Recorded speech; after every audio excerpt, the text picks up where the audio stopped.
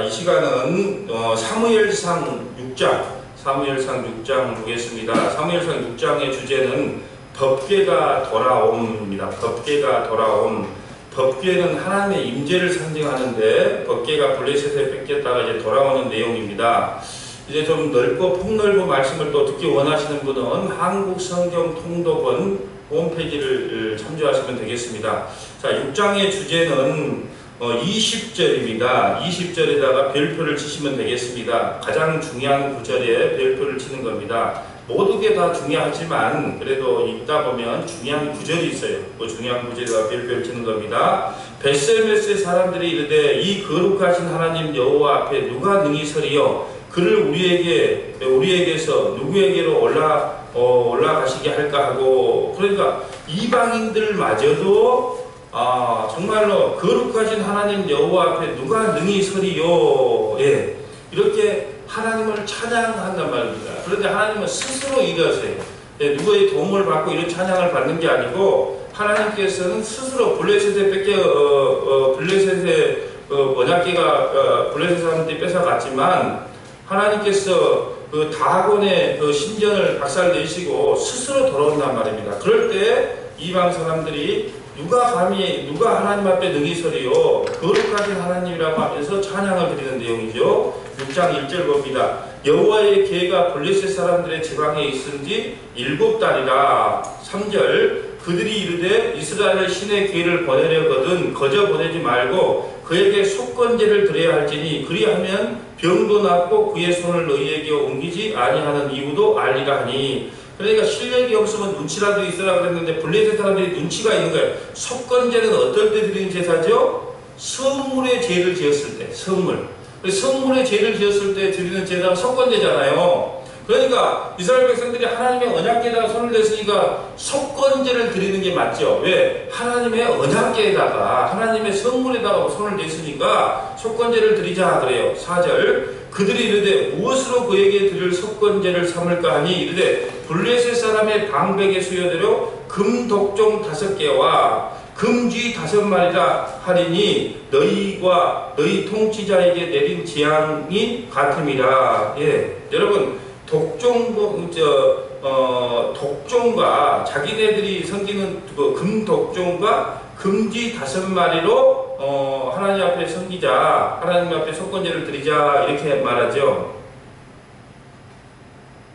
그러니까 그 독종과 독종 5개와 금쥐 5마리라는 것은 쥐는 농사질 때 많은 피해를 주는 거예요. 그래서 풍성한 농사를 짓는데 회방거리가 되는 거죠. 그래서 그 실을 만들어 놓고 제사를 지냈는데 그걸로 하나님 앞에 속건제를 드리자 그렇게 말하는 거죠. 이 개에게 거룩한 것을 주지 말고 돼지에게 진주를 주지 마라라는 말이 있어요. 예, 개에게 거룩한 것을 주지 마라. 아무리 말해도 못 알아먹는다는 거죠. 돼지에게 진주를 주지 마라. 예, 진주는 복음이요. 아무리 여러분이 복음을 이야기해도 돼지에게 복음을 이야기해도 알아먹지 못한다. 예, 그런 말이죠. 7절 봅니다. 그러므로 새 수레를 하나 만들고 멍에를 메어보지 아니한 젖나는 소 2마리를 끌어다가 소의 수레를 메우고 그 송아지를 떼어 집에 돌려보내고 보고 있다가 만일 괴가 그 본 지역으로 올라가서 벳세메스로 가면 이 큰 재앙은 그가 우리에게 내린 것이요 그렇지 아니하면 우리를 친 것이니 그의 손이 아니면 우연히 당한 것인 줄 알리라 하니라. 여러분 소는요 갔던 길로만 가게 되어 있어요. 우리도 옛날 어렸을 때 소를 참 많이 키웠거든요. 소는 갔던 길로만 갑니다. 근데 한 번도 가보지 않는 길로 만약에 가게 된다면, 자, 벳세메스라고 하는 길로 가게 된다면 소는 가는 길로만 가는데 가보지 않는 길을 간다면 이것은 하나님께서 우리에게 재앙을 내린 것이다 라는 이야기를 하고 있어요. 어떻게 되는가 보세요. 결과가 12절 암소가 벳세메스 길로 바로 향하여 대로로 가며 갈 때 울고 좌우로 치우치지 아니하였고 블레셋 방백들은 벳세메스 경계선까지 따라가니라. 그러니까 한 번도 가보지 않는 곳으로 벳세메스를 그냥 수레를 치고 가는 겁니다. 그래서 이 재앙은 누구에게서부터 온 것이다? 하나님부터 온 것이다 라는 거예요. 14절 봅니다. 수레가 벳세메스 사람 여호수아의 밭 큰 돌 있는 곳에 이르러 선지라 무리가 수레의 나무를 패고 그 암소를 범죄물로 여호와께 드리고. 예, 아주 중요한 내용이 나옵니다. 수레가 벳세메스 사람 여호와의 큰 돌 있는 곳에 이르러 선지라. 무리가 수레에 나무를 패고 그 암소들을 번제물로 여호와께 드리고. 여러분 보세요. 예수 그리스도께서 우리의 죄를 지시고 십자가에서 번제로 죽어지는 사건이에요. 지금 우리가 구속사적으로 보는 성경 통독은 아닙니까? 여러분 보세요. 암소가 무슨 죄가 있습니까? 근데 암소가 그 죄를 지고 올라가서 어떻게 돼요? 스스로 거기서 번제물이 되어 죽어버리는 거예요. 예수 그리스도께서는 아무런 죄도 없는데 우리의 죄를 지고 가서 십자가의 번제물이 되어 죽어버리는 사건이에요. 그러니까 십자가를 모형하고 있다는 겁니다. 19절 봅니다.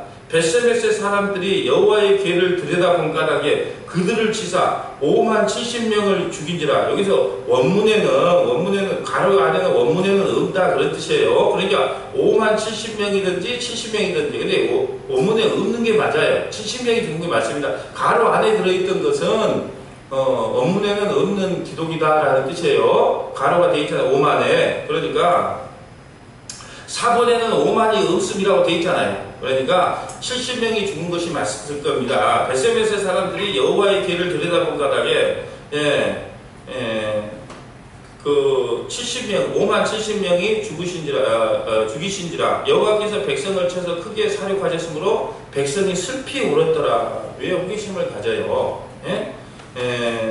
20절 봅니다. 주제죠. 벳세메스 사람들이 이르되 이 거룩하신 하나님 여호와 앞에 누가 능히 서리요. 하나님은요 스스로 이렇게 찬양을 받으십니다. 누구를 갖다가 도움도 받지 않고 그런 일련의 사건들을 통하여 스스로 고백하게 하죠. 이 거룩하신 하나님 여호와 앞에 누가 능히 서리요. 그를 우리에게 누구에게로 올라가시게 할까 하고. 하나님은 이방인까지도 살아계신 하나님을 드러내시는 거예요. 그래서 하나님은 홀로 일하시고 홀로 영광 받으시고 홀로 찬양 받으신다라는 겁니다. 누구의 도움도 필요 없다라는 거죠. 자, 사무엘상 6장을 통해서 저자의 의도, 하나님께서 우리에게 말씀하시고자 하는 메시지가 무엇인가? 성경을 왜 공부해요? 하나님의 마음을 알기 위해 성경을 공부합니다. 하나님의 마음이 어떤지를 공부하기 위해서 성경을 공부하는 거예요. 6장을 통한 하나님의 메시지. 첫째, 하나님은 홀로 일하신다. 하나님은 홀로 일하세요. 하나님은 홀로 일하신다. 어떤 분들은 그래요. 하나님 이 사업이 잘 되면 내가 선교에 도움을 더 주고 우리 교회 건축하는 데 도우겠습니다. 이렇게 말을 하는 거예요. 무식한 말입니다. 하나님은 그런 도움 없이도 일하세요. 뭘 하면 이렇게 하겠다고 하는 것은 그걸 딜이라고 말하지 순종이라고 말하지 않아요. 하나님은 홀로 일하십니다. 두 번째는 문제 해결의 방법은 오직 말씀대로 따르는 것이다. 문제 해결의 방법은 오직 말씀대로 따르는 것이다. 우리가 하나님 앞에 문제를 해결받고 있는 방법이 뭐냐 하면 말씀대로 따르는 거예요. 말씀대로. 오늘 블레셋 백성들이 그 고난에서 벗어난 이유가 뭐였어요?